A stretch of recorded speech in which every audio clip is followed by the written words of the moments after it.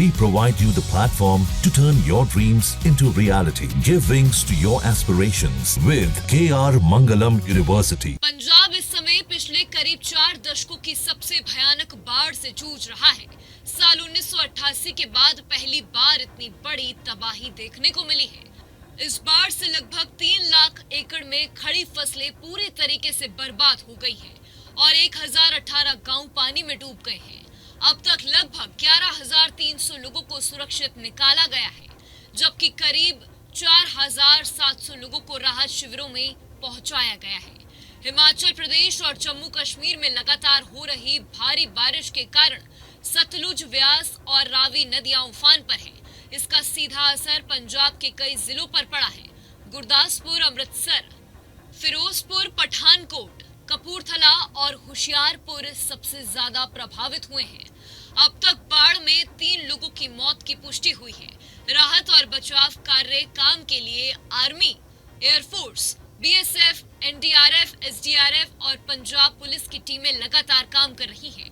फसलों की बर्बादी से पंजाब को भारी आर्थिक नुकसान हुआ है।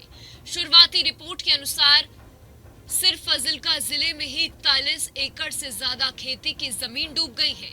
इसके अलावा फिरोजपुर, कपूरथला, पठानकोट और होशियारपुर जैसे जिलों में हजारों हेक्टेयर फसलें बर्बाद हो चुकी हैं। आपको बता दें, गुरदासपुर इस बाढ़ से सबसे ज्यादा प्रभावित है। यहाँ 323 गांव पानी में डूब गए हैं।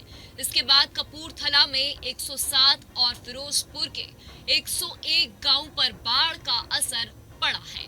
गुरदासपुर में अब तक 4,771 लोगों को बचाया गया है और 2,000 लोगों को सुरक्षित स्थानों पर पहुंचाया गया है।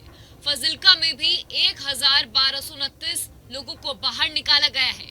राज्य सरकार की ओर से 77 राहत शिविर बनाए गए हैं, जहां करीब 4,000 से ज्यादा लोग रह रहे हैं।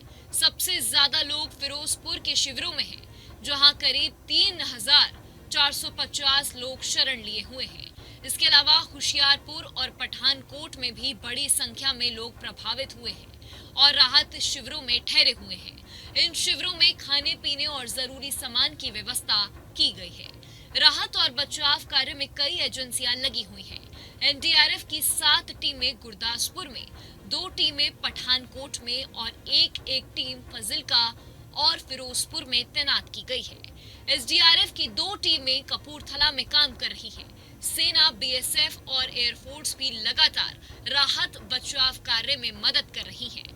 बाढ़ की स्थिति को देखते हुए राज्य के जल संसाधन मंत्री बरिंदर कुमार गोयल ने आरोप लगाया है कि अगर जून महीने में समय रहते पानी छोड़ा जाता तो तबाही इतनी बड़ी नहीं होती। उन्होंने केंद्र सरकार पर भी लापरवाही का आरोप लगाया है और कहा है कि प्रधानमंत्री ने अब तक इस संकट पर कोई बयान नहीं दिया है और न ही मदद का ऐलान किया है। ये बाढ़ पंजाब के लिए केवल प्राकृतिक आपदा नहीं, बल्कि किसानों और आम लोगों की जिंदगी पर गहरी चोट है। लाखों परिवार अपने घर छोड़ने को मजबूर है और खेत पूरी तरीके से बर्बाद हो चुके हैं।